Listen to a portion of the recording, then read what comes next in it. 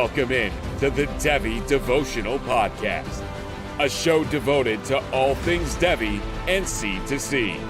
Hosted by John Arrington and Aaron Wilcox. This dynamic duo brings you actionable strategies with player-driven analysis for your Devy and C2C leagues. Let's dive in.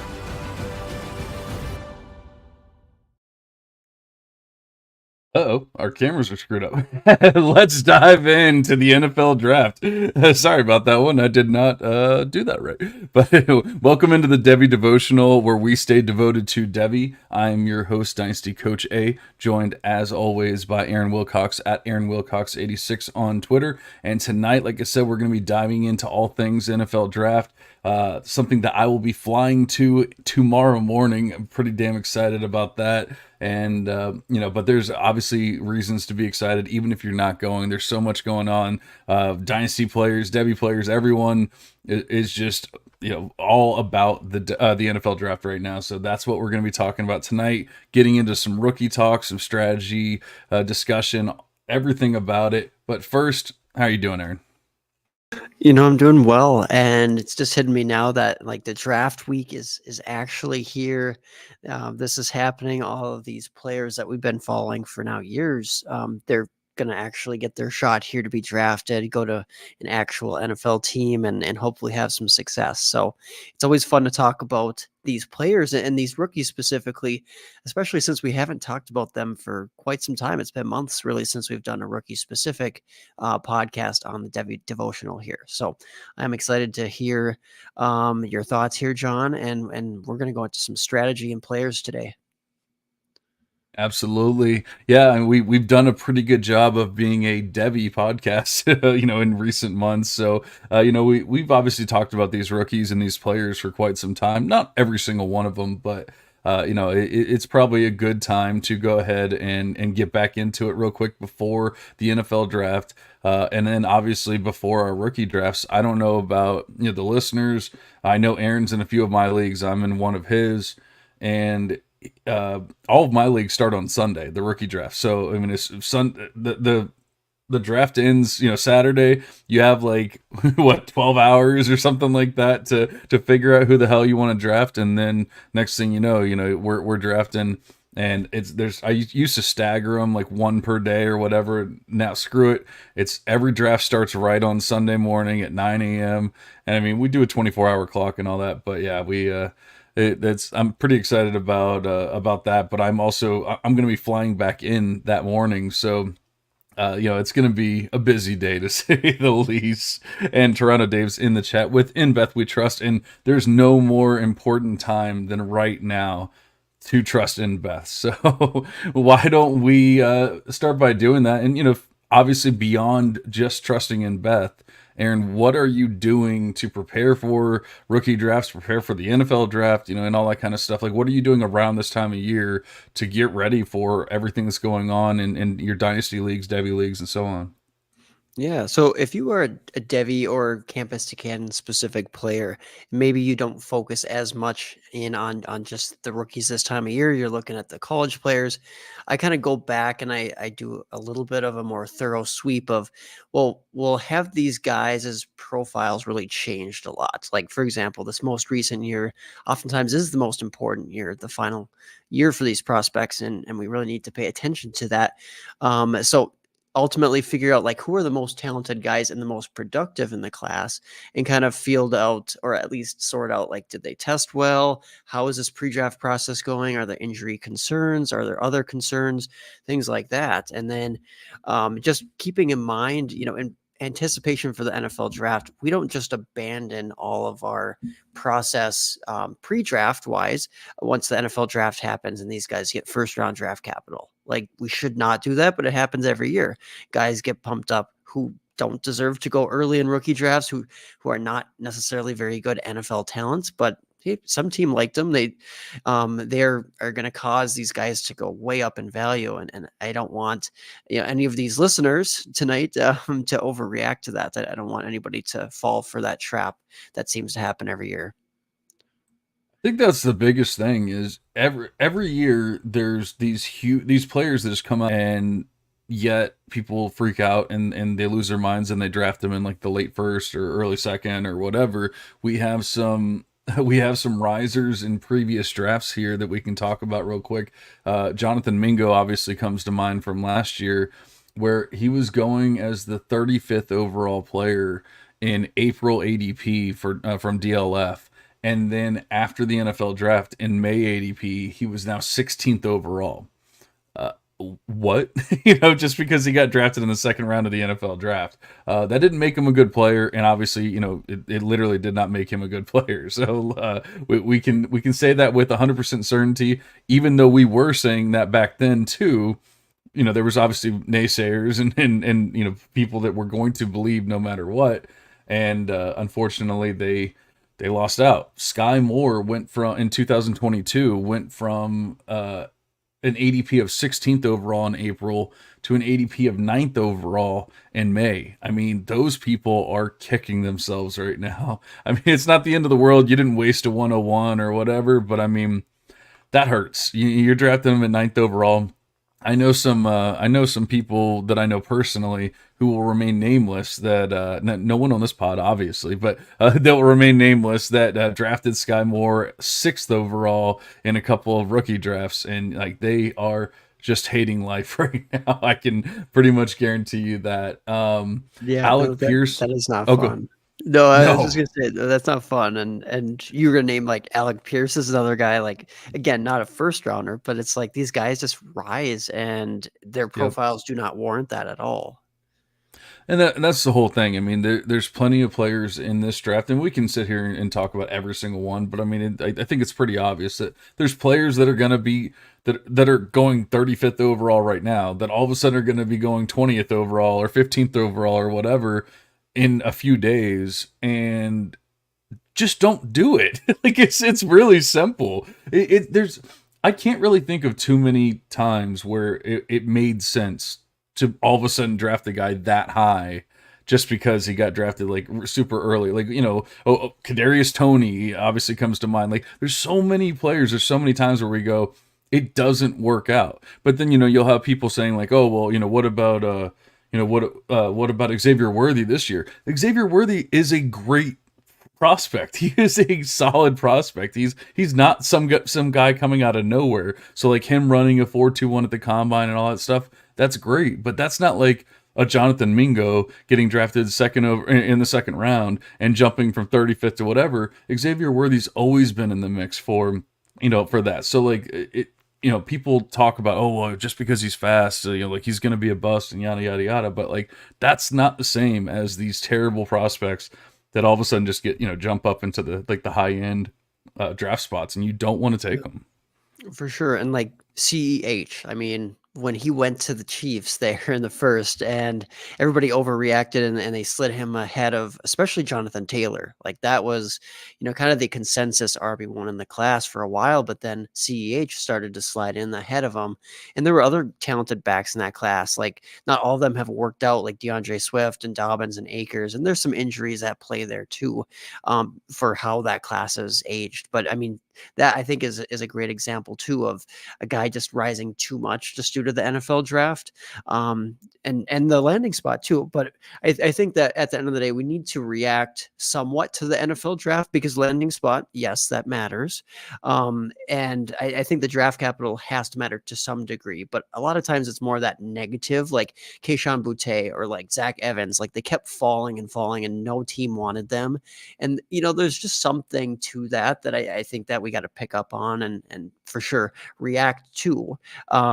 It landing spot past that, I guess landing spot and ability to earn playing time and develop.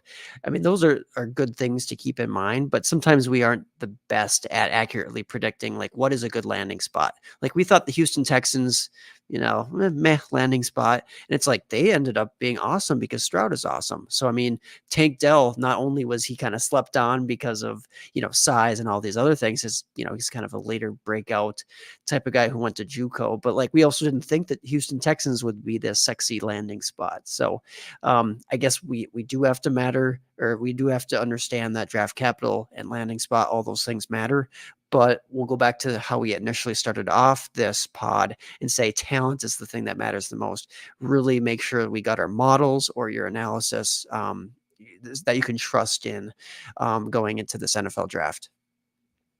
Yeah, and we got FF Tyler O in the chat, and he's talking about my clock in the back, and yeah, that never gets old. And it's like 99% of the time's not even accurate on it. I have no idea why I have this clock in my room, but I do. But I think the important thing, the important lesson to learn, to keep in mind, whatever you want to say, is tier-based drafting is the most important thing. And I think if you build your tiers before the NFL draft, then you can make slight adjustments based on landing spots, based on draft capital. But for the most part, you're gonna keep those guys in those tiers. There's only gonna be like the very rare occurrence of like Sam Howell comes to mind, where I think most people had him as like a first round pick, like maybe a late first round pick, early second round pick in the rookie draft, something around there, until he got drafted in the fifth round of the NFL draft. But that was an extreme. People were expecting him to be drafted in the first round of the NFL draft. He gets drafted in the fifth. Okay, so now we can make an adjustment. But if a guy is projected to go at 37th overall in the NFL draft and he goes at 45 overall, we don't need to make some giant swing or anything like that. So, like that's when you can move within your tiers, but you already have that. So like, I'm not going to move a Jonathan Mingo up, into 16th overall in my rankings just because he got drafted in the second round. I don't care. Like he was so low for me that him getting drafted in the second round literally did nothing for me. Like I should probably bring up my ranks, but I mean, I want to say he was still like my 30th player or something like that, even after the draft capital and all that. So I think that's just the important part, is if you are able to, whether you do it yourself, you have your own process, or you trust ours or whoever else, if you trust somebody, yourself or someone else, and just trust in that process, and just don't drastically change it after that. But I think it is important to go ahead and start that process now. Don't wait until the draft to do it. Yeah, no, absolutely, and like we've already mentioned Mingo a bunch, but I mean Jonathan Mingo, he went to this landing spot that we thought would be good. Like Bryce Young is going there, and he's like the only option in town. And then we realize, wait, when Mingo was never good, or I guess people should have realized that a lot sooner. That's for sure. But I appreciate Tyler's question here. He wants to know like the most likely guy to jump a tier, or well, yeah, we could start with that one. I don't know if anybody like jumped to my mind I'm when I heard I'm that thinking question. But what do Jalen you think, Polk. Polk? Yeah. Yeah, I mean, especially obviously, I don't expect him to go first round, 32nd overall to the Chiefs like Peter Schrager, predicted, but I do think he's going to go higher than people think. And I feel like people are just kind of like iffy. They don't know what to think about Jalen Polk right now. He was obviously behind Roma Dunze, and he was also like, I don't want to say behind, but like playing with, Jalen McMillan as well. And so he's not the sexiest name as far as, if you're just looking at overall production and that kind of thing. The numbers aren't going to fly off the page, but he hits a lot of efficiency metrics that I love to see from players. And, even you get into some of the film grinders, that I've listened to, and they talk about how he has probably the best hands in the draft and this and that. And, like just, it seems like everyone seems to like him. So if he gets a good landing spot, if he gets earlier draft capital than we're expecting, I feel like he could make a pretty big jump. Like I just had a rookie draft that ended like almost before I even got on this pod, and Polk went like the middle of the third. But I really think he could get into the second round in rookie drafts. And I would assume that that's kind of jumping a tier, but I feel like that would be one, like he's already there for me. So it's not like this isn't me telling you he should go from third to second because of draft capital and all that kind of stuff. I'm saying I already have him in my second, but I feel like people are going to catch up to that. Yeah, and certainly if he gets that first round draft capital, which I mean that's a long shot, but like you said, it's been mocked out there.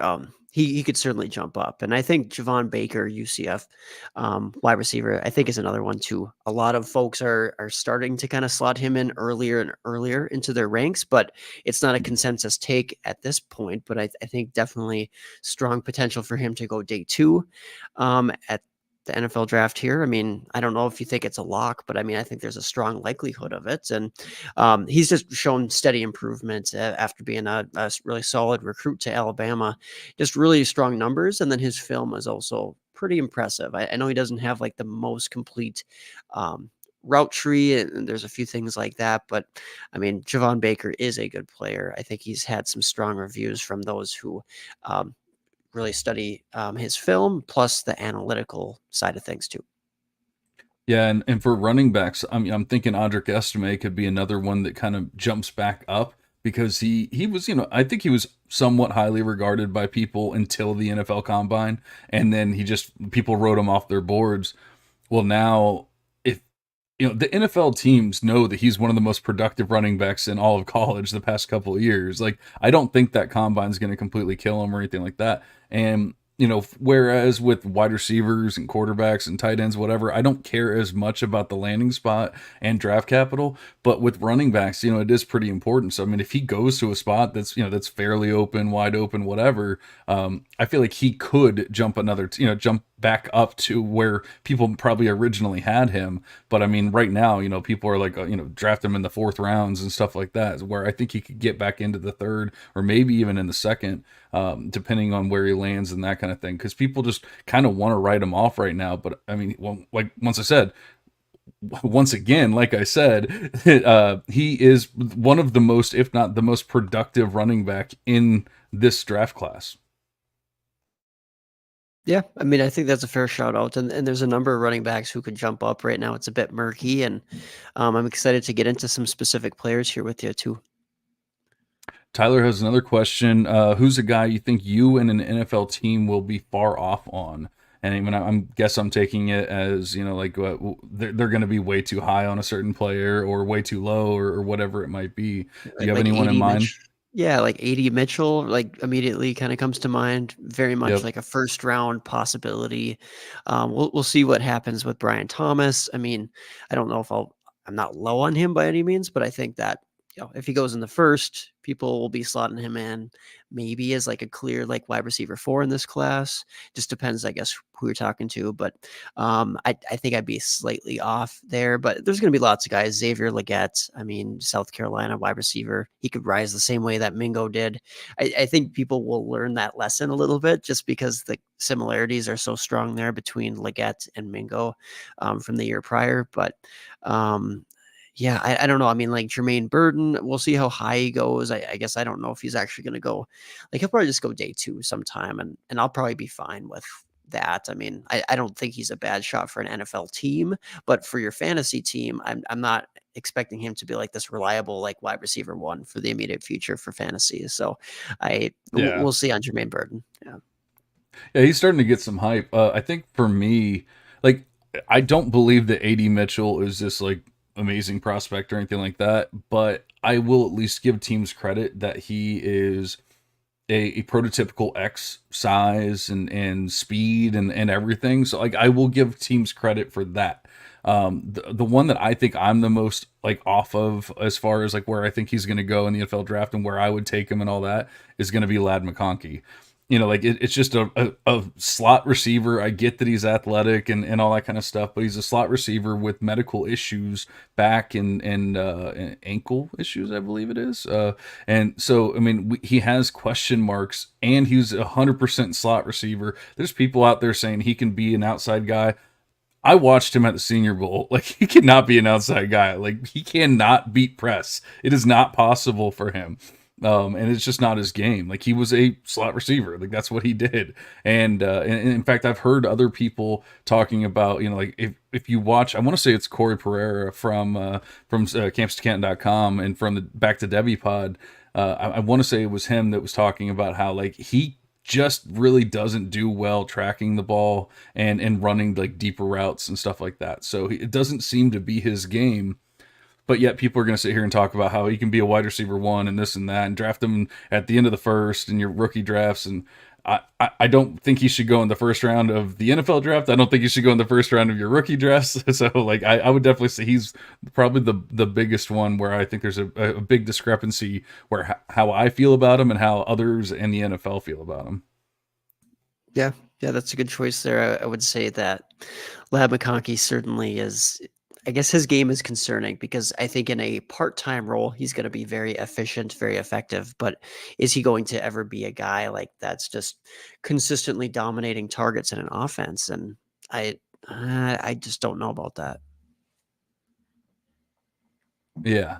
So, like we've kind of dissed some people here, and we talked about a couple of guys that we like or anything, but it in the first round, there's the obvious players. The first four quarterbacks in basically any order. However, people are feeling about them. We're hearing JJ McCarthy talk in the second overall in the NFL draft right now. So, like there's some crazy stuff that can and may happen. But as far as rookie drafts, you have those four quarterbacks, then you have your three big wide receivers. Beyond that, once you, and then we'll even take Brock Bowers out of it. So beyond that, once you have those 8 players gone, you're at 109. Who's that player that you just love and like you have to have if you're sitting there at 109 and those guys are gone? I actually have been kind of falling out of love with that slot. Not because I necessarily like hate the players there. I'm actually still very okay with picking in the late first, but it's just like I really want to just package somehow to get up and get a Malik Neighbors, get a Marvin Harrison Jr. or any of the top 4 quarterbacks there. I mean, that would be awesome. At the end of the day, I mean, I still am favoring like Xavier Worthy, Texas wide receiver there. That could be a pretty solid option. Whoever of these running backs, we'll go through them here in a minute. That's those guys stick out. It's definitely for me. It's not going to be like another quarterback. It's not going to be a Penix. It's not going to be a Nix, even if they somehow get first round draft capital, which I think is unlikely at this point. But yeah, I mean, I have to consider a guy like even a Brian Thomas as well, which I talked about earlier. Like there are some holes to his profile, but I mean, at the end of the day, he's still a very intriguing player. Yeah, and I love Worthy, so you don't have to tell me twice about that. How do you feel? Like I've been a big proponent of I have Worthy over Odunze. I have no issues talking about that. Obviously, I completely understand that I don't have to take him there. I don't have to take him ahead of Odunze. I understand that. But I mean, if I'm making my ranks, I have Xavier Worthy over Odunze. But then I'm hearing, I just hear every single podcast, article, whatever is talking about how if Rome Odunze was in any other rookie class, he would be the wide receiver one in that class. But I started thinking about it beyond last year. I think last year might have been the only time that I would really say you have a decent argument there. JSN missed a full year. Jordan Addison kind of had a weird college, career and everything. Didn't quite put up the production in his junior season and everything that we would have loved to see. I wouldn't really mind Odunze as the wide receiver one there, even though I can't guarantee that I would have put him there. But get into the previous classes before that, like he's not going ahead of Garrett Wilson. He's not going ahead of Justin Jefferson, Jamar Chase, like these CD Lamb. Like, where the hell are we getting this? Roma Dunze would have been the wide receiver one in any other class. Like, get the hell out of here. It's just like people heard it one time and then everyone's like, yep, that's what we're going to run with. Like, maybe one class in the past, like, I don't know, 8 years that you can say he would have been the wide receiver one in. Like, come on, guys.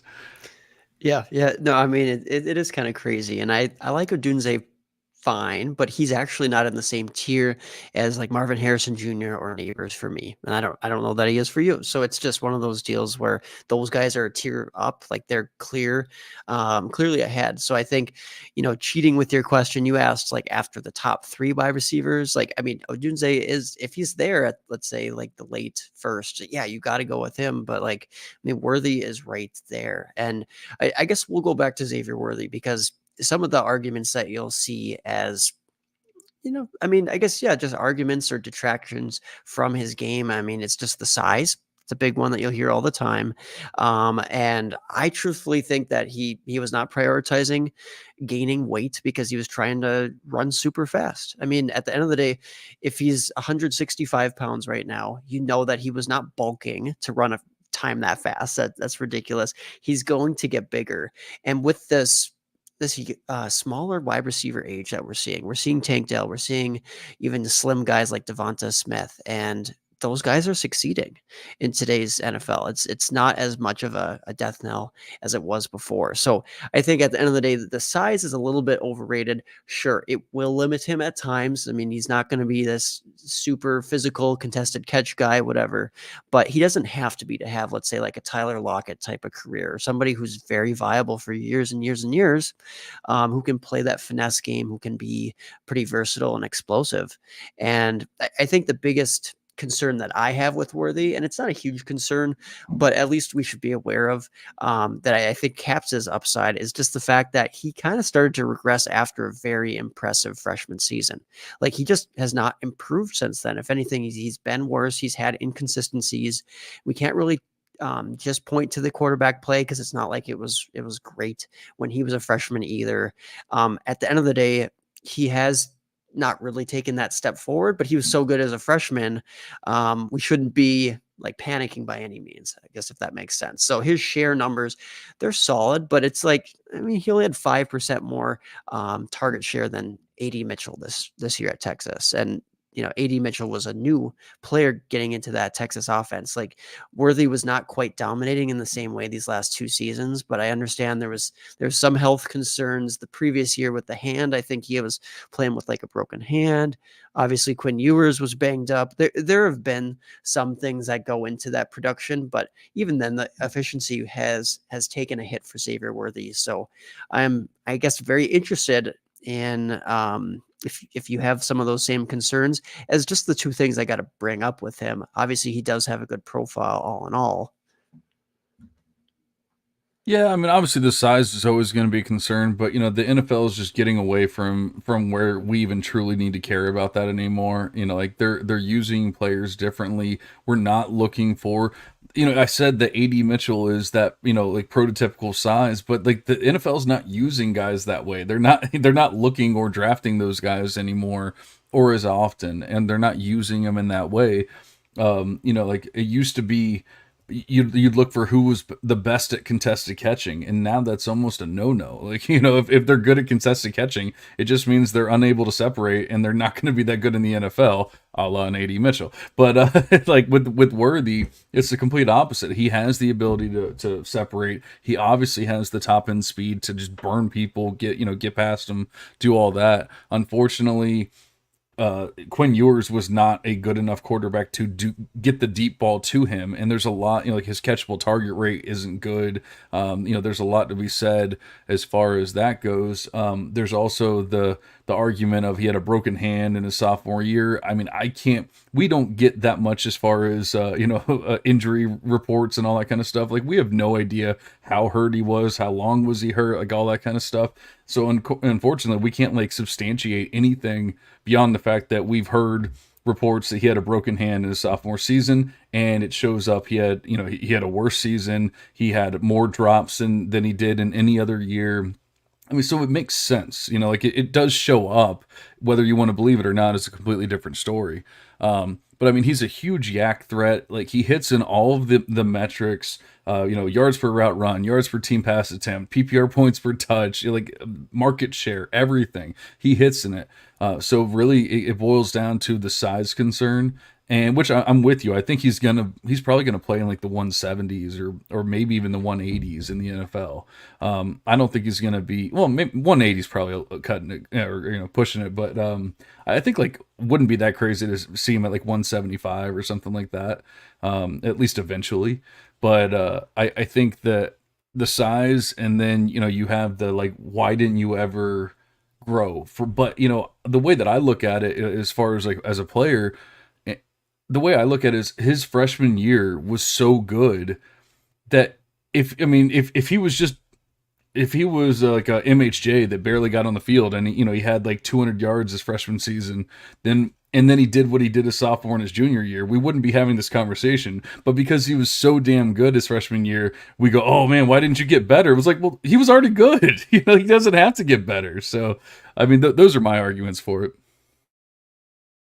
And I think that those are fair arguments. It's just to the degree that he really regressed. I mean, his yards per team pass attempt like significantly went down. It was like almost 3 like as a freshman, which is unheard of, and then it was below 2 there for his second year and just above 2 for his third year. So it's like that just is one meaningful statistic. There's more to than just that, but even the share numbers just they really did take a downward turn, which is it's not that he just didn't get better. It's like he got worse. But I'm not saying like he didn't get bad by any means. I'm not saying that. So I think neither you or I can necessarily give all the answers for why that happened.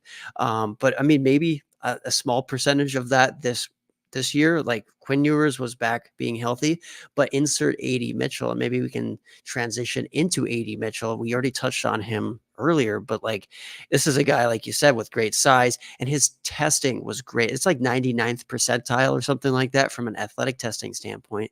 But then you watch him play the position and you look at some of like the yak stats, and he's not good after the catch. Like for a guy of that level of athleticism, like you would expect him to be like a big time, big play threat. And really he gets more of his game in that intermediate area, like contested catches, things like that. And I mean, his route running success is strong. Like Matt Harmon of Reception Perception has charted him as very successful basically for all his routes besides post routes. And he has some versatility to his game, but at the end of the day, he just has not really balled out. Like there's some context behind that. Like he's showed up in big clutch games. He really missed all of his second season there at Georgia with injury.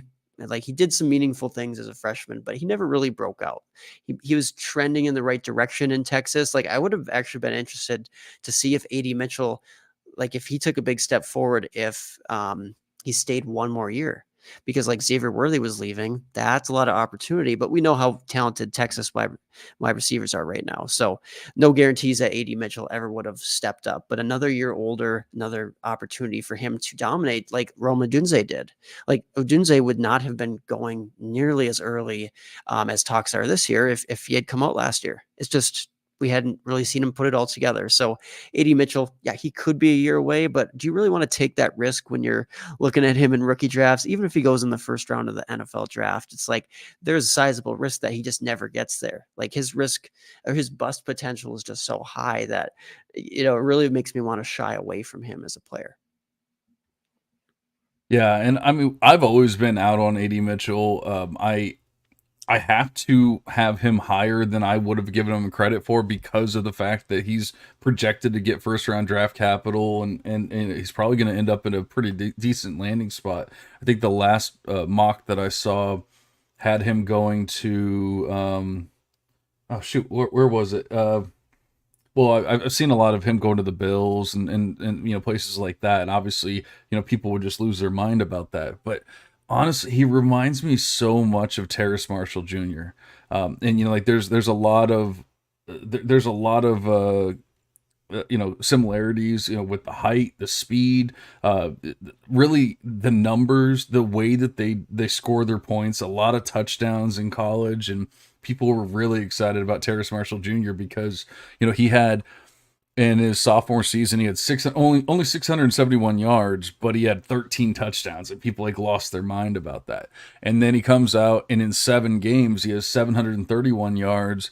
Now, mind you, that was the first half of the season where they're usually playing lesser competition and stuff like that. So who knows what would have happened if he had played the rest of the season?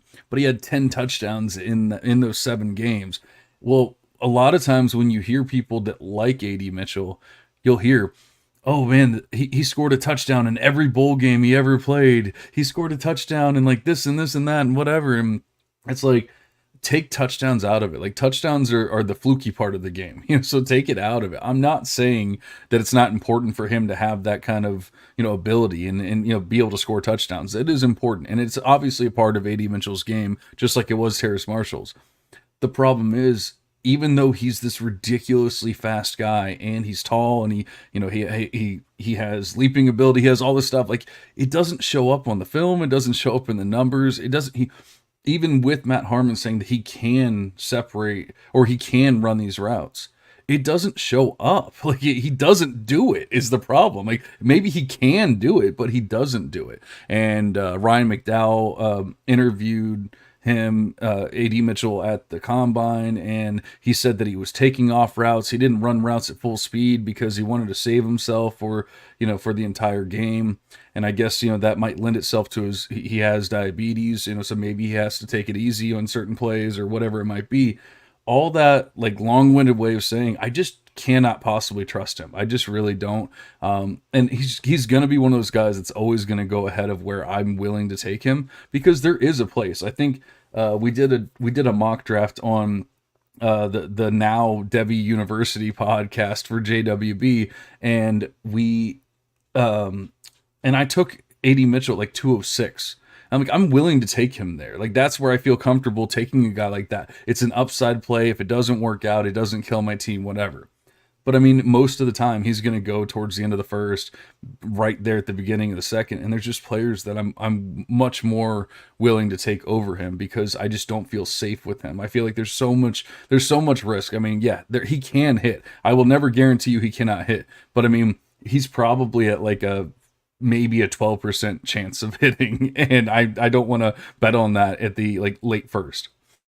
No, like the comps that you could say like as a ceiling upside play could be, I don't even want to say it, like a Devontae Adams style. But the thing is, it's like he was in the perfect opportunity, Devontae Adams, that is, to develop with the great quarterback, and who knows if AD Mitchell is going to be able to do that with some of the concerns we're hearing about him. And at the end of the day, like you said, it's kind of a long shot. So certainly with a good landing spot, maybe he's more like a Gabe Davis. Like he's going to have those blow up games. He has a propensity for scoring touchdowns, sure, but is he actually going to be usable in a lineup? Like, and I'm not downplaying the idea of like, in best ball, whatever, but like in the second round of your rookie drafts, sure, maybe take a shot on AD Mitchell. He should not be going in the first, especially not in super flex drafts. That is for sure. But can you trust Brian Thomas Jr.? You said you can't really trust an AD Mitchell. Do you think that Brian Thomas Jr. is much of a better bet? I think that he's done more in college, and so I will trust him ahead of AD Mitchell. I heard a podcast today, I believe it was Evan Silva from the Establish the Run podcast, was talking about BTJ and saying that he's actually having labrum issues. He might have to have surgery, he might play through it, but it's becoming an issue that the NFL is aware of. And because of that, he might fall in the NFL draft. Like, whereas he's being projected a lot of times in like the mid to late-ish first round of the NFL draft, he might end up falling beyond that.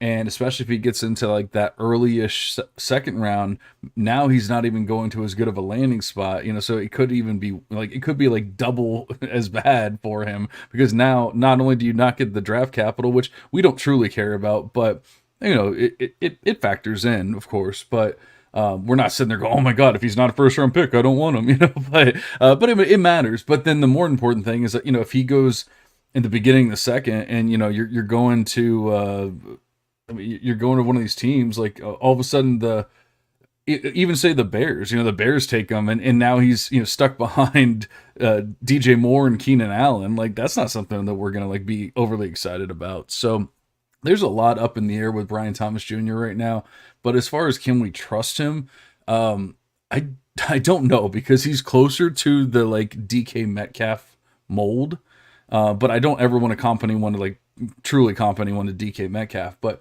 I don't think that he's this like amazing route runner, separator, all that kind of stuff. But I mean, he does one or two things really, really well. And at least in college, he was able to utilize that and show off, his talents for that.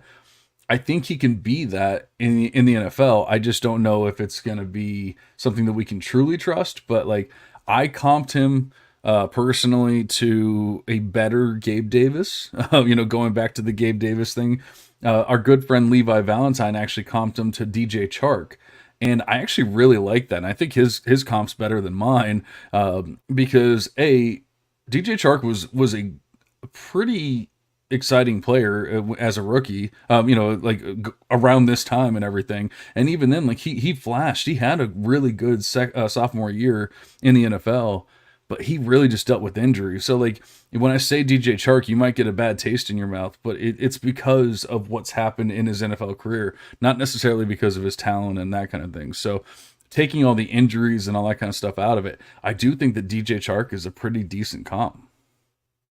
Yeah, yeah, I think that's very fair comp too. And yeah, Brian Thomas, I mean, yes, he had a good junior season. It wasn't elite, but he was sharing the field with Malik Neighbors, which I guess in some ways you could say, well, that's why his stats weren't better. But in other ways, it's like, well, having Neighbors outside there, I mean, that takes a lot of pressure off you if you're getting lesser coverage. You're getting easier coverage to beat. And you're also playing with Jaden Daniels, who for LSU had a great season this year. I mean, passing the ball and running the ball.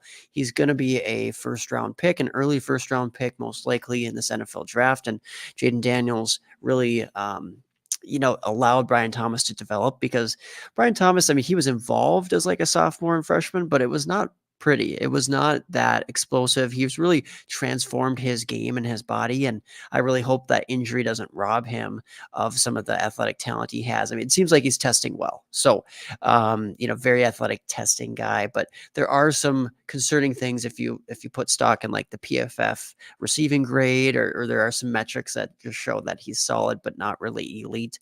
So even if he gets that first round draft capital, maybe one of those guys that we don't overreact to and say like he's in the tier with like Neighbors and Ojunze or whoever up there. I wouldn't go that far. But this is kind of that area of the draft where you start thinking about running back. Like right now, I don't know if you have I think I know, but I don't know for sure if you have like a clear tier one RB1, like a guy by himself, or are you like me? Do you have a few guys where you're considering for that top spot? I think I actually have a tier of 4 guys up there on top. See, I think this is where your profession is getting in the way of what because I know that Jonathan Brooks is the RB1 in the class, but because of what you do and what you've heard and things like that, you're gonna take this ACL and say, oh man, he might not be good for 2 years or whatever.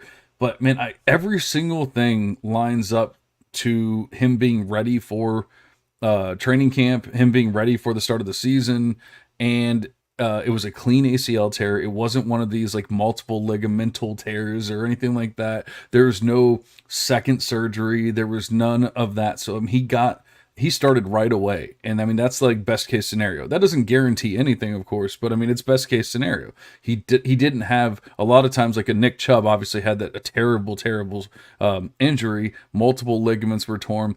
He does one surgery to clean up one thing. Now they have to wait for the swelling to go down. You wait 2 months. Now you have a second surgery. Obviously, that's going to be a much more delayed process. He didn't have any of that. Clean ACL tear. The doctors are all saying everything went great. He's going to be ready for the start of the season. So let's say he starts off the season slow. That's fine. I'm fine with slow. Let's say the team wants to ease him in. That's fine too. But I mean, we just saw this with Breece Hall last year, where like the team kind of eased him in the beginning. You saw Dalvin Cook getting some touches, and people were like, "What the hell's going on? Like, why is Dalvin Cook touching the ball? He's getting like 1 yard per carry." And then next thing you know, they literally said like, "Hey, he's no longer on a pitch count," and all of a sudden he was a league winner. And I think that's what's going to happen with Jonathan Brooks. Jonathan Brooks was the RB1 when he was in Devy.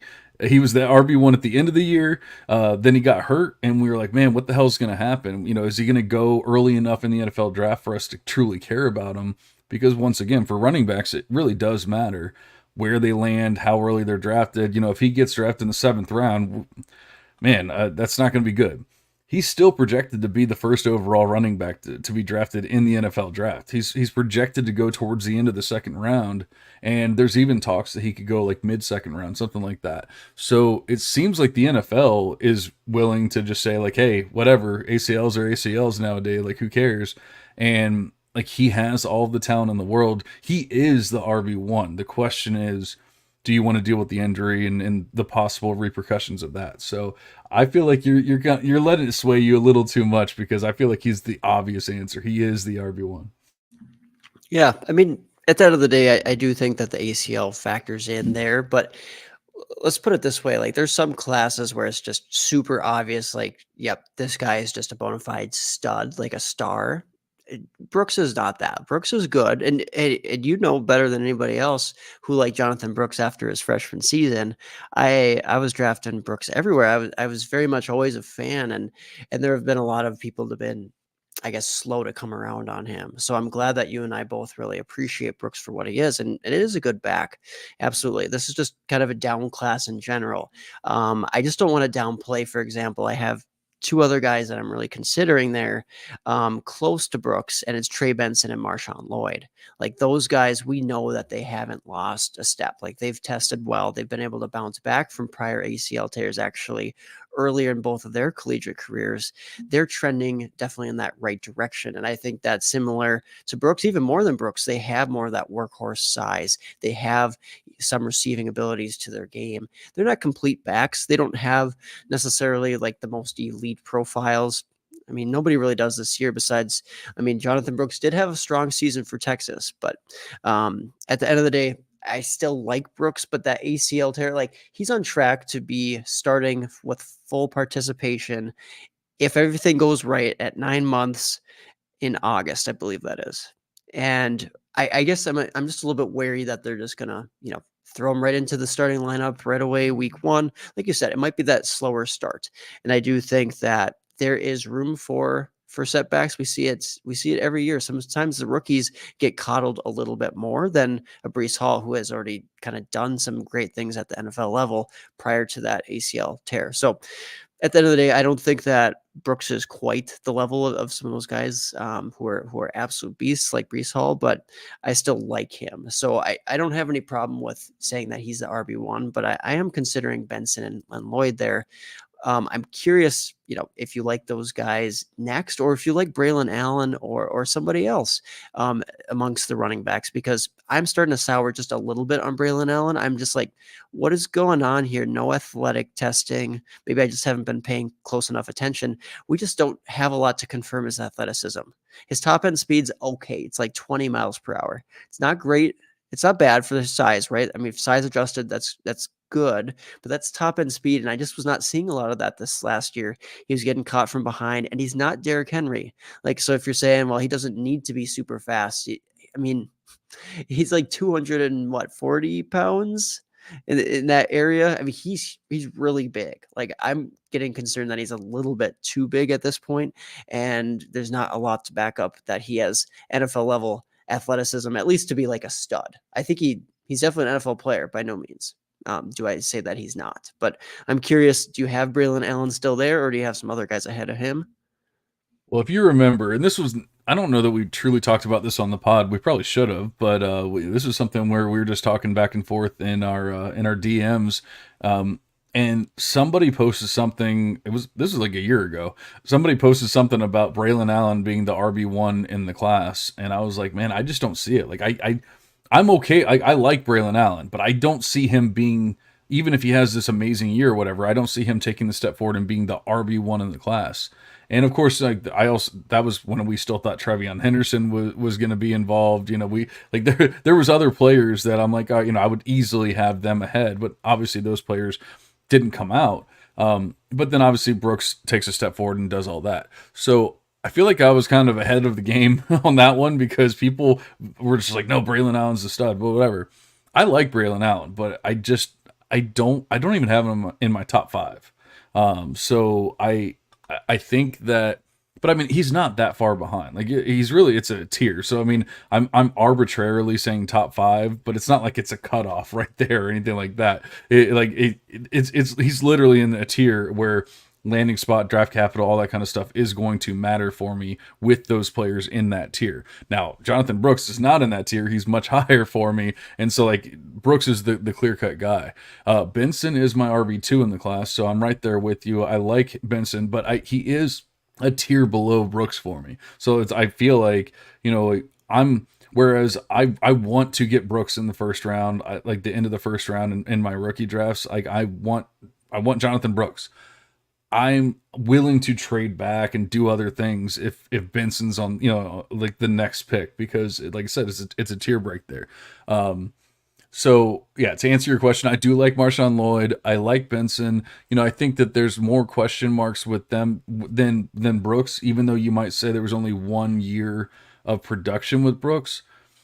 We can easily explain it away when you talk about Bijan Robinson and all that kind of stuff. Whereas these other guys had to transfer teams, had injuries, had other things going on. It's a little more murky with them, even though I do really like them. Like, I like them as players. I'm not trying to act like I hate them or you made bad picks or anything like that. It's just, I mean, there's definitely a lot more question marks with those players, which is why people think that this is a terrible running back class. It's not a terrible running back class. It's just not that normal, clear cut, like, hey, this guy's RB2. Like that's the difference between a great running back class and a terrible running back class. And I'm doing air quotes, and it doesn't, like, we might have the same amount of good running backs to come out of a great running back class and a terrible one. The difference is you don't know, and I'm saying like the royal you, not you. You don't know that which one it is, and so that's why you say, oh, it's a terrible class. But there's still going to be good players that come out of this draft class. Oh yeah, and I mean Jalen Wright, another running back out of Tennessee, like pretty darn explosive. Like we don't really know if he has like high end receiving ability and if he could be a bell cow, those types of things. But I mean, he has definitely an argument to be within that top 5 grouping there. I don't think he has an argument for going at the late first spot, but sometime in the second is very fair game for Jalen Wright. It looks like Hollywood likes that one. I think. Big Tennessee fan. Yeah, yeah, Yeah, yeah. yeah, he's a I Tennessee figured. fan. So I figure the Jalen Wright will get him excited. So, but that's no, right. he's a good player. Maybe not the most complete back, but the way the NFL operates nowadays, you don't have to be this completely well-rounded, do everything type of guy. Like you just have to be fast, explosive, play within a scheme well. And well, we know that he is fast, explosive, and enough size to him. He's an efficient back for sure. All right, so at the beginning of the process, and when I say the beginning of the process, I really mean like the end of the college football season, and we're sitting here trying to figure out how are we going to rank these guys, how do we feel about these guys before we like really know anything about like what the NFL thinks of them and all that kind of stuff. I said that I love Kamani Vidal, and then I went to the Senior Bowl and I fell even more in love with Kamani Vidal. He's been, we've started the show with his promo for months. I didn't do it this time. I probably should have. It was the last time before the NFL draft. I probably should have done it, but I didn't. But then, like I love Kamani Vidal. I thought I was going to be able to just get him in every draft because no one was going to care about him. No one was going to like him, whatever. But man, I tell you what, like it seems like he's every single person's sleeper now. And so like I don't know if I screwed up by loving him too much and that moved on to everyone else and like wore off on everyone else, or if or if it's just like it was always going to happen, it was inevitable, like Thanos, and like I was just ahead of my time, if you will. Yeah, I mean, and that's the nice thing about having that analytical approach. It's like it doesn't take you, weeks and weeks and weeks to be like, wow, this guy is good. I didn't realize that. And yeah, definitely a guy that I've warmed up to a lot. Like, I mean, I think he's right around that range where it's like you get Blake Corum, you get Ray Davis, you get Audric Estime, you get Kamani Vidal. Like those guys are all very viable players around that range as those next running backs up. So I don't mind you mentioning him at all. He is definitely a sleeper. Most, at least if you've just been casually diving into some of these rookies and deeper guys, like maybe you haven't heard a lot about him. Hopefully you can get him in the 3rd round of rookie drafts. Like that would be awesome because if you start to have to reach earlier for him, it doesn't feel quite as good. But yeah, certainly a nice player. And those other backs that I mentioned too, very viable. It's just depends where they go, like how early they go. Yes. But then also what is that opportunity going to look like? Yeah, and it's obviously going to depend on how like who's in your draft and how tied in they are and everything. Because I just had that rookie draft that ended like earlier this evening, and he didn't go into the fourth round. So I mean, there's definitely chances that he can go later. But then I mean, I hear multiple like major podcasts and everything talking about him as their guy, this guy that like a sleeper, yes, but a guy that they want to make sure that they get and everything. And that is more in the third round, like what you're talking about. Like if you're saying I have to get this guy, you're probably drafting him in the third round. So I don't think it's that crazy. There's a possibility you can get him in the fourth or maybe even later in some drafts, but I think there's going to be quite a few where you have to take him in the third if you want to get him. Yeah, no, that's fair for sure. And we've done, a good amount of running back talk here as well. Are there any other, I guess, wide receivers that you really want to talk about in this draft class? Because we've touched on a bunch, but are there other guys that you wanted to discuss? We can't leave this podcast or call it quits on this pod without talking about Ricky Pearsall. Like it just has to happen. And it's another one who's just been this huge riser in the process. Where he was almost a no name player that like just people had no idea about. And now, I mean, you're talking about like there's people pushing him up into like the early to mid second round in the rookie rankings. So and I don't disagree with them. Like I love Pearsall, and it's so crazy because I think it's another one, and it's kind of talking about what we were just talking about with the running backs, where there's a lot of these guys that for the wide receivers even that just aren't that clear cut normal process of like how was your college career? Like, oh, you got a little bit better, you got a little bit no, it's not that. And unfortunately with Pearsall, he did not have the greatest quarterbacks basically throughout his entire college career. Now, yes, he had Jaden Daniels, but he had Arizona State Jaden Daniels, which was not Jaden Daniels. Like he was a completely different player at that point in his college career, and it was not pretty. Then he transfers over to Florida, and he has Anthony Richardson and his 48% completion rate, throwing him the ball. So of course his numbers aren't going to look all that good, but the market share was there. There was a lot of things that were standing out, and that's when Beth started picking up on him. Like, man, I'll tell you what, like it's not perfect and it's not like overly sexy, but Ricky Pearsall's showing up in some of these metrics.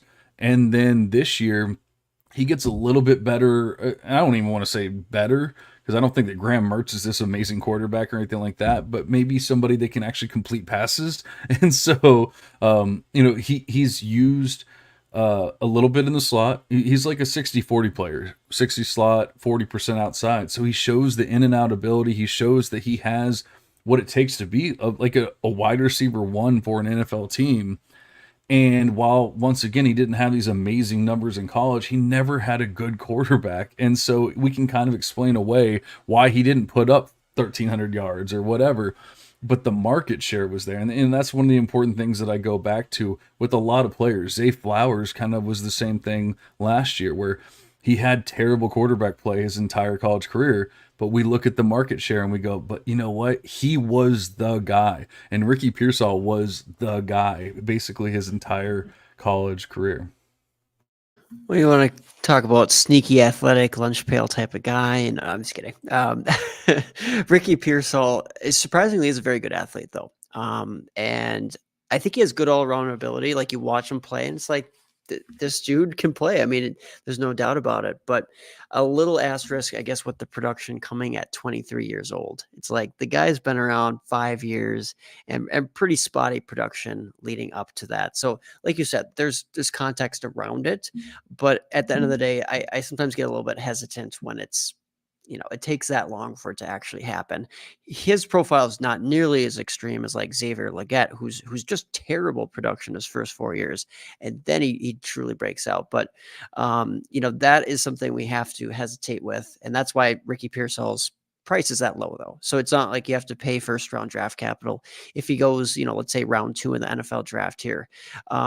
Very, very feasible to draft him in like the mid to late second in rookie drafts. Like, yeah, absolutely go for it because there's still upside there. I still think he can be a very good receiver at the NFL level.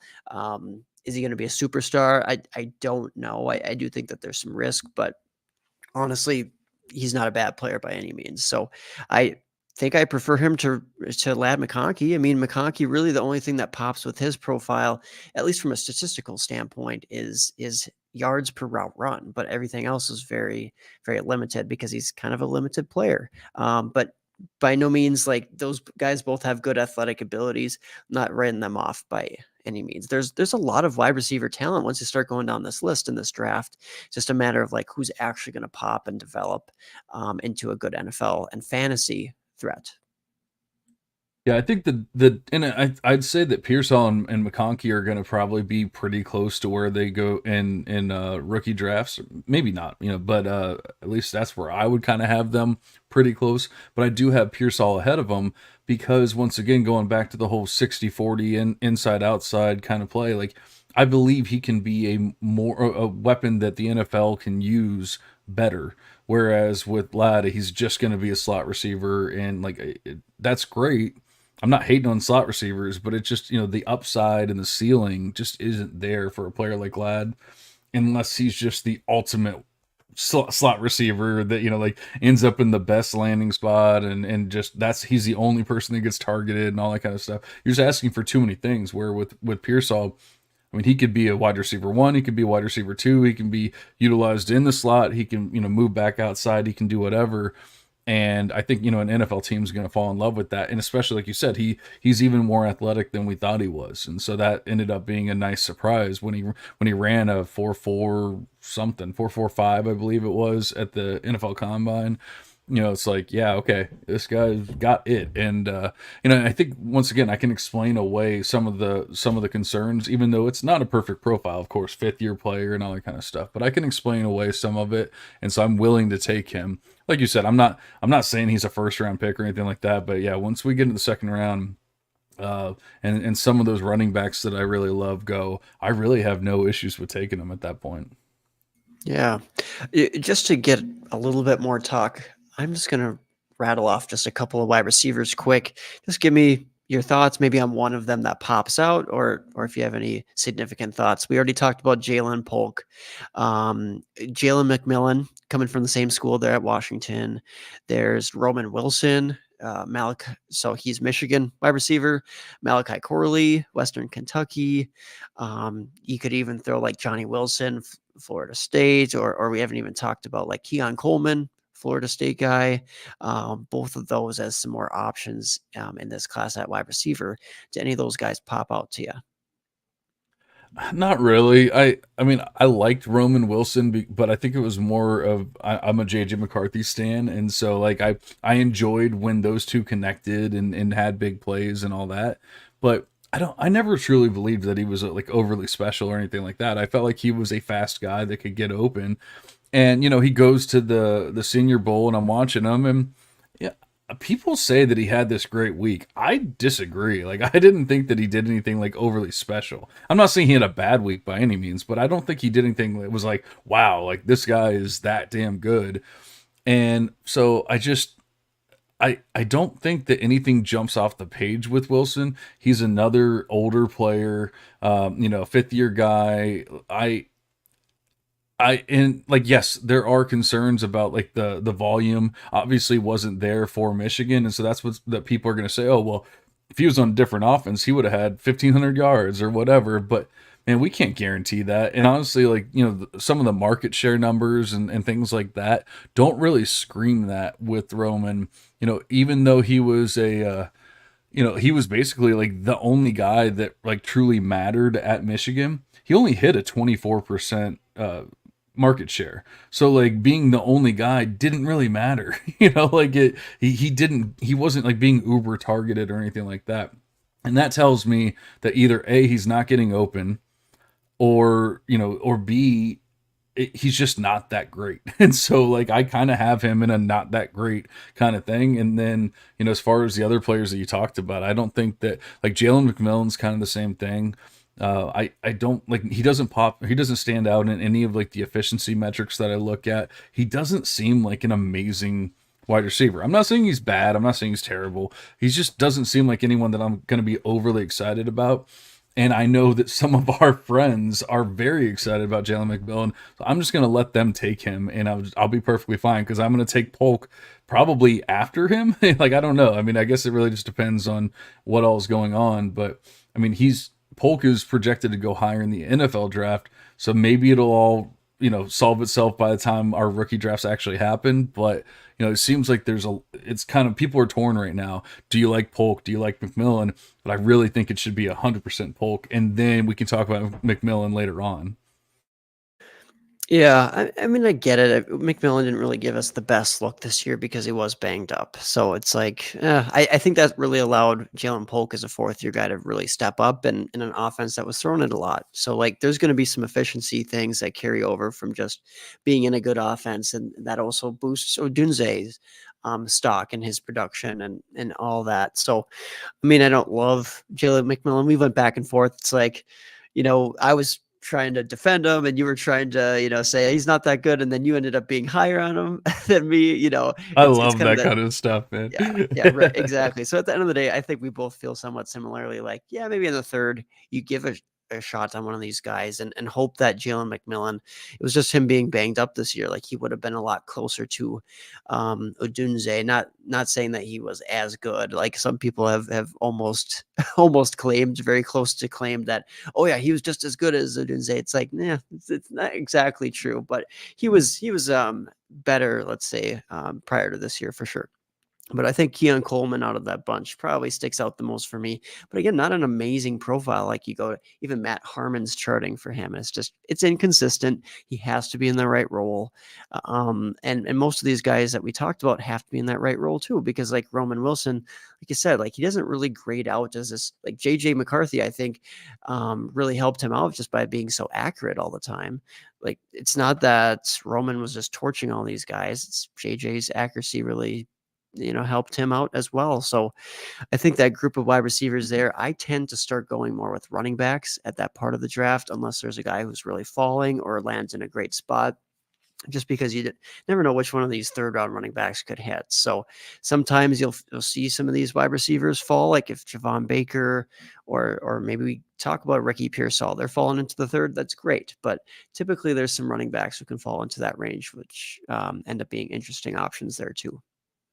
Yeah, and I think all of those players that you just touched on are kind of what we were talking about earlier, where it's like those are the players. One of them is probably going to get better draft capital than we're expecting, and he's going to move up boards because of that. And that's where we were talking about earlier. Don't do it. Just don't do it. You don't have to take him. Take a running back, trade out of it, do whatever. Don't take that guy. Keon Coleman was a sleeper that I really liked going into the season. And then he had that week one against LSU, 3 touchdowns. I mean, looked unstoppable. And I'm like, well, he's not a sleeper anymore. Like he's just going to be amazing. But we didn't know how bad LSU's defense was at that point. So, like we knew it was probably not the greatest, but like we didn't realize it was really bad. Like really, really bad. They had to score like 70 points a game just to stay in games, which is half the reason why they had the prolific year that they did. But they I think after that he just completely kind of fell off the face of the planet. Obviously he lost his quarterback later in the season and everything, but I don't think he has the route running ability, which Matt Harmon touched on, obviously, or you talked about Matt Harmon saying as well. I don't think he has that. He's more of a contested catch guy, which like I said earlier, the NFL is getting away from.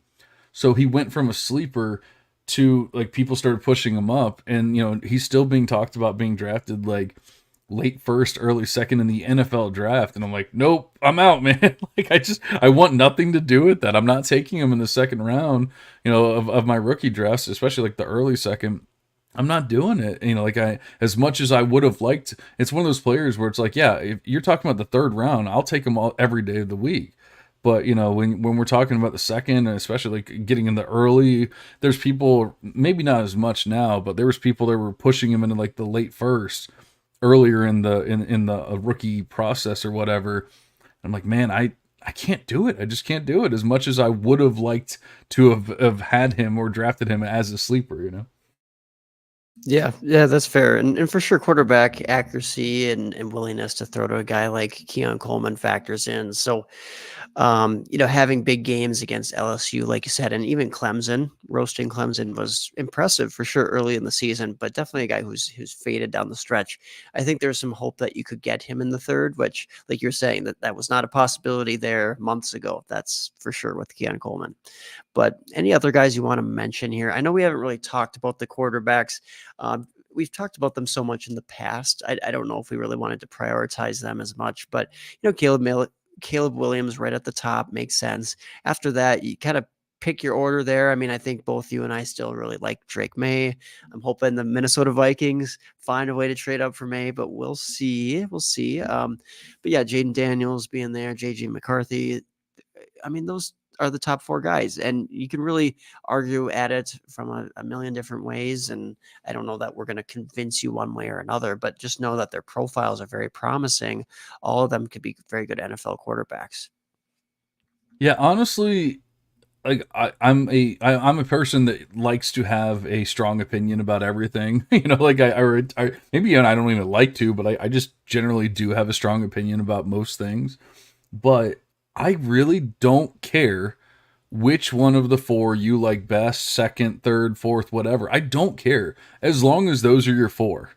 And as long as you're willing to take those four, within, let's say, the first half of your rookie draft, or right around there, close enough to it, like definitely not beyond like a 108 or something like that, and unless something crazy happens, then I'm on board. I'm fine. Like I'm really not going to sit there and argue with you.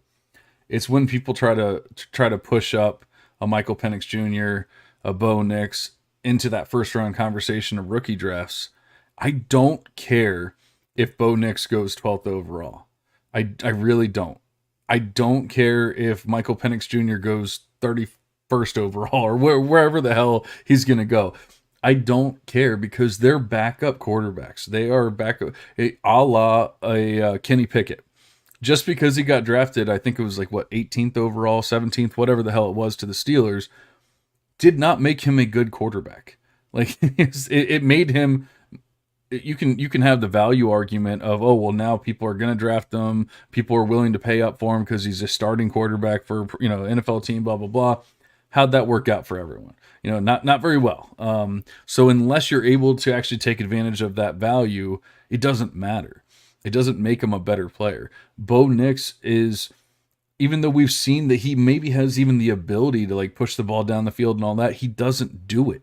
And so, he has like a 5.88 dot, and he doesn't push the ball down the field. So unless he's just throwing the ball to Christian McCaffrey every play, which they're not going to draft him, for the 49ers. So unless he's doing something like that, or like Austin Eckler goes in a time machine and all of a sudden, like that's it, then I don't think it's going to work out for Bo Nix. And then Michael Penix Jr., it just isn't good. I mean, he's not bad. He's just not good. And that's why I really think he's going to be. I consider both of them like a high end backup. They're guys that can go out and not lose a game for you and do things like that for NFL purposes, but they're not going to be good for your fantasy teams for long periods of time. Once again, maybe they'll get you a game or two, just like a Pasternak got you last year, but then they're going to fall apart at some point because they're not that good. So that's really my whole thing is like, I feel like people kind of want to make it a big six, and it's not. It's a big four, and then there's two high-end backups that I'm not saying they won't ever score points for your team or whatever, but I'm saying they're not going to be consistent fantasy options that you need to invest in, and do not draft them in the first round of your rookie drafts. There you go. And I mean, I think you hit the nail on the head as far as like they have they belong in the NFL, but that doesn't mean that they're starters. Like Michael Penix Jr., he could be like the Teddy Bridgewater, right? I mean, that he kind of would fill in well in a role like that. And I think that Bo Nix could be your Sam Darnold or something like that. But I'm just not overly high on those guys. And Spencer Rattler will be thrown out there. Kind of same deal there. A lot of tools, but really, I mean, he'd have to go to like some sort of QB guru and really turn his whole career around. So I don't see that happening. That's just take lock, man. Like people want Spencer Rattler to be a thing, and he's not. He's just not a thing. And I mean, take away everything that's ever happened in Spencer Rattler's college career, and just talk about the fact that he's literally 6 feet tall. And if it was any other quarterback in this process and they were 6 feet tall, people would hate them. If JJ McCarthy was 6 feet tall, people would be like, I hate this guy. He's never going to be good, blah, blah, blah. But Spencer Rattler was terrible in college, a fifth year player, and 6 feet tall. And people are like, no, no, no, give this guy a chance. Yeah, we probably don't need to do that. One guy that we did snub that before we head out, I guess, for the night, um, is Troy Franklin. We did not talk about Troy Franklin, Oregon, my receiver, at all. And maybe that's because he's like, meh, he's good. He's not in that top tier. He's not a low tier guy. Like he's definitely somebody you could consider in the late first, but you don't feel maybe excited about it. Um, any last thoughts with Troy Franklin? I guess I'll start with just the fact that I think he's solid, but he's not the most physical guy. He's not the most well-rounded guy. His frame, I mean, it's lean, but we talked about it earlier. Like, okay, guys like that can play in the NFL nowadays. What do you think about Troy Franklin out of Oregon? I don't have, once again, like truly strong opinions about Franklin. I like him. I don't love him. But the one thing that I kind of picked up on, I don't know, a couple weeks ago, a month ago, something like that, is everyone thinks that Rome Odunze is the greatest thing since sliced bread. Once again, he would have been the wide receiver one in any draft class ever. But Rome Odunze played 15 games last year because they obviously went to the national championship. Because of that, he had 1,600 yards. Troy Franklin played an extremely similar schedule to Rome Odunze, with a quarterback that never threw the ball down the field because he was, dinking and dunking. I mean, and obviously he threw it down the field a little bit, but I mean, 98% of the time he was dinking and dunking the ball. And yet Troy Franklin had extremely similar numbers to, I want to say he had right around 1,300 yards receiving, playing the same defenses and everything else with probably, I mean, I don't want to say a worse quarterback because I feel kind of the same way about Penix Jr.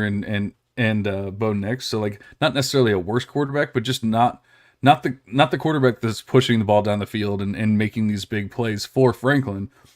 And yet Franklin was pretty damn close to Odunze's numbers, efficiency numbers, yards per reception, like all that kind of stuff. So when it's all said and done, I don't really have Odunze and Franklin all that far apart from each other. So it's not that, and people hear that like, oh, well, you really like Franklin. I'm like, no, I really just don't like Odunze all that much. So like, once again, like they're not players that I love. They're not players that I hate. They're in that kind of like middle tier where I'm like, they could hit for an NFL team, especially if they get a great landing spot or whatever. I don't know that I love them. Like I have to have them on my team. I don't feel that way about either one of them. That's fair, and we could rewind to the point where it's like, well, Rome Odunze stayed for that fourth year, and Troy Franklin is a early declaree, so he only has 3 years of data, and basically he was more impressive than Odunze was last year. So I think that at the end of the day, you can say, well, I mean, you could put all these hypotheticals out there, like if he would have declared a year later, or this or that. But at the end of the day, Troy Franklin is trending in the right direction. He's an athletic guy. I'm not too concerned about that frame. I'm still open to drafting him in the late first, early second range. Yeah, and he's kind of become the player that's been forgotten about. Like they're just people are kind of like, whatever. Give me AD Mitchell, give me Ricky Pearsall, give me whoever. And it's like, well, just don't forget about Troy Franklin because, like, while I'm not saying that he's a top tier guy or whatever, he's one of those middle guys that sometimes they just hit, and he has a better shot of hitting than an AD Mitchell, in my opinion. So like, don't forget about Troy Franklin. Do not take Adonai Mitchell ahead of him unless there's some extreme circumstance, which, like I don't think is going to happen. Exactly. And that's what, sometimes looking at these metrics will do. It'll help you get a better shot, a better probability of hitting on a player. So that's not to say that, AD Mitchell can't hit or that Troy Franklin is guaranteed to, but there's definitely a lot more confidence you can see in a future in the NFL for Troy Franklin of the world, for sure. And there are aspects to his profile that, like, Matt Harmon, for example, really likes. I know we've referenced him in his film work a little bit tonight, to get some further analysis on these wide receivers. Like, yes, he's not super physical, and that was the big knock on the film and some of his success. But at the end of the day, he has a lot of the tools. He has the route running abilities and the speed and all that stuff. So probably enough time spent on Troy Franklin. But hey, we thought we couldn't forget him. No, and I mean, and of course, people made the same argument about Tank Dell last year. You know, they've made the same argument about other players, that just because it's not part of their game, it's like, oh well, it's a negative. Well, what if they don't need to be physical? You know, like what if they're able to get away from a defender without actually pushing them out of the way or knocking them down or whatever? Like, not everyone has to be an asshole and try to knock over every player like George Pickens. You know, like you can actually just like juke them and go do something else. You know? Yeah, exactly. It's like Jordan Addison, and it just can start naming off more and more guys every year now that are less on that physical side and more on the finesse and Amari Cooper. I mean, yeah. going back years, like, is Amari Cooper like truly like out physicaling guys, if that's a word even? Like, No, he's not. no, he's always been like so good at that, just nuance of the game, the route running, the Oh, his craftsmanship. his Yeah. route running is amazing. The people like he's probably one of the most underrated players in like the NFL right now. I mean, and obviously he's getting older and stuff like that, but I mean, he's been one of the most underrated players for years. Like, watching him play football is just fun, man. Like, I don't know. Like, I love route runners, but I mean, watching Amari Cooper just get away from someone, but he's not touching them. He's not pushing them. He's not knocking them over. He's not doing any of that. I'm not saying Troy Franklin is that by any means. I'm just saying, like, there's other ways of playing football. Everyone does it differently. Like I said, George Pickens does it his way, and sometimes it works. A lot of times it doesn't. But like Troy Franklin can do it his way, and it can still work. Exactly, and that's the beauty of these prospects. They can win in a lot of different ways, and they have different skill sets. Just remember going into the NFL draft this week, just talent. Remember back to the talent. Remember back to the guys' red flags in their profile before maybe falling for that big time draft capital, or maybe we need to react if a guy really drops off the map. Why is that? We're gonna get some more, I guess, news, some more fallout from the draft here, and we're excited to see what's ahead. Yeah, and just because we haven't talked about a single tight end, I don't want to talk about Brock Bowers. That's all anyone talks about, and I mean, like he's who Brock Bowers is at this point. But Jatavian Sanders has been a player that we've been pretty high on for a couple years now, and he didn't have the most amazing combine. His RAS score isn't all that great, so people are like, "Oh, well, I don't like him anymore because of his RAS score." Like, because we've seen how much that matters. But how are you feeling about JC Sanders? Like, where are you willing to like start considering him at the very least? Yeah, I would consider him in the mid to late second. I know it's kind of a cop out, but it's like tight end premium. Sure, bump him up a little bit. Otherwise, I mean, probably not to the late second or so. It's not because I hate him. I think he's very solid. I just think that there's so many solid NFL tight ends out there. Unless you're really desperate, drafting for need, which I typically don't recommend. You might want to go after Sanders then. But yeah, I think he's a viable tight end. Certainly a wide range of outcomes as far as like he could be very good in the NFL. You don't have to be like that elite athleticism. I think he has good enough athleticism to be like a tight end one. It's just how high end of a tight end one will he actually be? But his price has fallen down to a point where it's very palatable, and I don't think that we need to overreact and say like he's a trash athlete. He's just not maybe quite what some of us thought he was going to be, I guess, when he was a Devy darling there. Yeah, I mean, honestly, it just boils down to the 40 time. Like, people are like, "Oh, well, he didn't run a 4.5, so I don't like him anymore." It's like, well, I mean, the 40 time's cool and all, but that's not the only thing that matters. Like we just we can't see the Jalen Weidemeyer 5.0 time. Like we can't have that, but I can deal with the 4.65 with a huge guy like a JT Sanders. And I wrote an article, like, I don't know, about a month ago or so at dynastyleaguefootball.com. And I honestly, I was looking at the article was all about the end of the second round. Like, what are we looking for at the end of the second round? And I went back and looked at, the past few years, what has been like the good strategy, the best strategy that you can utilize. And honestly, it's tight ends. Like, it really has been tight ends. Now, obviously, every draft class is different. I'm not saying that just because it worked the past couple ones or the past, 2 or 3, that it's going to work this year and it's going to be, whatever. Nothing's guaranteed, especially at the end of the second round. But I mean, it really was like, it was Pat Fryermuth a few years ago. Then it was Sam Laporta, or not Dalton Kincaid because he was going earlier. Sam Laporta, Trey McBride, like players like that are going like in the mid to late second, and that's kind of where you want. Or a lot of times it was, if you don't want to go after that tight end, it was really trade out of that area. But I feel like JT Sanders is that 210. Like that's where he gets, drafted. Like that's where you should really be drafting him. And nothing's truly changed. Like that was a month ago. That was actually when I guess it was it post combine? I don't remember now.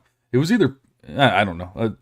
Time flies when you're old, but it might have been even before the combine. But regardless, nothing has truly changed for me. He's still like that 210 for me. So I just kind of wanted to put it out there because there's been a lot of talk of Ben Sinat's the tight end too, Cade Stover and this and that. I'm like, God, JT Sanders is still the tight end too, like pretty much by a country mile for me. And so I just want to be very clear.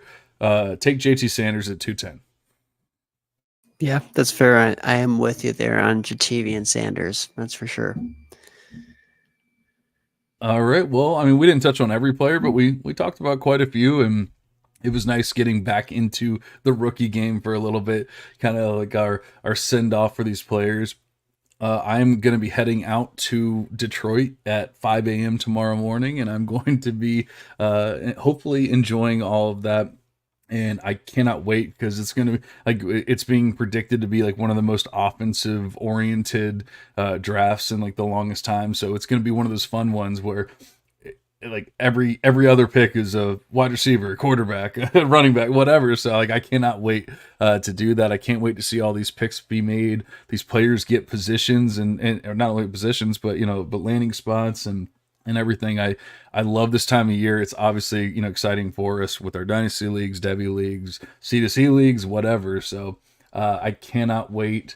And I don't know. I keep stopping myself from buying a Jahmyr Gibbs, the black and blue, the new alternate jerseys that they have because they're so sexy looking. And I love Jahmyr Gibbs, but I'm not a Lions fan. But I was like, hey, I'm going to be in Detroit.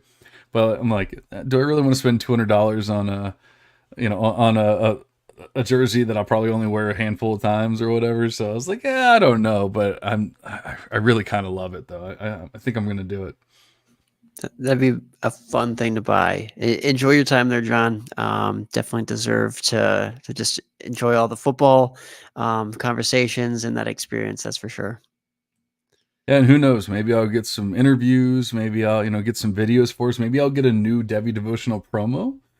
Maybe I can talk to Kamani again. And get like once he's on a team, and we can say, "Hey, this is Kamani Vidal from the Los Angeles Chargers," and you're listening to the Devy Devotional, like that kind of thing. But we'll see.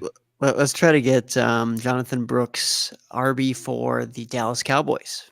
Oh, yes, that would be that's the goal. I think everyone has that as the goal. Like that's I mean, and that's where he's actually projected to go. So another feather in his cap for the RB1. But enough about that. We appreciate you guys listening. It was a lot of fun diving back into the rookies. We're gonna get back into that Devy game on the next pod, Devy, C2C, all that kind of good stuff. But for now, we're gonna go ahead and cash out. We will see you guys later.